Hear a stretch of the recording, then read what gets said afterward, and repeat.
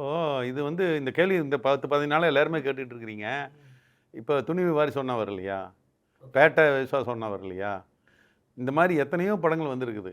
எந்த பிரச்சனையும் கிடையாது. அது மாரி இந்த 2 படம் வருது. இது ஒரு இது ஒரு மேட்டரா நம்ம பேசிட்டு இருக்கிறது மீடியாலங்கிறது வந்துட்டு எனக்கு விசித்திரமா தெரியுது. என்ன இப்படி நினைக்கிறாங்கன்னு. அதெல்லாம் ஒண்ணும் கிடையாது. இப்போ துணிவு வாரிசு வரும்போது இதே மாரி தான் சொன்னாங்க. அஜித் படம், விஜய் படம் ஒரே நாள்ல வருதே. உங்களுக்கு இது வந்து உங்களால கூட்டத்த கட்டுப்படுத்த முடியுமா? 2 ரசிகர்கள் வந்தாங்க. அமைதியா படம் பார்த்துட்டு அமைதியா தான் போனாங்க. அதெல்லாம் ஒண்ணும் பிரச்சனையே இருக்க போறது ஒண்ணும் இல்ல. 2 படங்கள் வரும்போது எப்படின்னா, அவங்க முதல் 4 நாள் தள்ளி 14ஆம் தேதி ரிலீஸ் பண்ண வச்சிருந்தாங்க.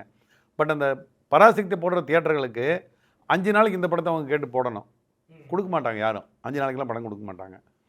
அது மாரி அப்போ அவங்க தியேட்டர் 5 நாள் சும்மா வச்சுட்டு இருக்கணும். இந்த பொங்கல் ஃபெஸ்டிவல் லீவ் வருது இல்லைங்களா? சனிக்கிழமைலேருந்து அனைவரும் லீவ் ஸ்டார்ட் ஆயிரும்.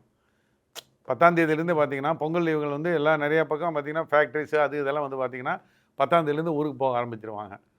லீவு ஆரம்பிக்கும். 10ஆம் தேதியிலேருந்து 17ஆம் தேதி வரைக்கும் அந்த லீவ் அந்த 1 வாரம் 10 நாள் 9 நாள் லீவ் இருக்கிற மாரி இருக்கும். அப்போ ஒரு 5 நாள் வசூல் எங்களுக்கு பாதிக்குது. நீங்க 14ஆம் தேதி பண்ணும்போது அப்படின்னு தியேட்டர் மேல டிஸ்ட்ரிபியூட்டர்கள் சொல்லும்போது, அவங்க அத அட்வான்ஸ் பண்ணி வச்சாங்க. வேற ஒரு காரணம் கிடையாது அதுக்கு.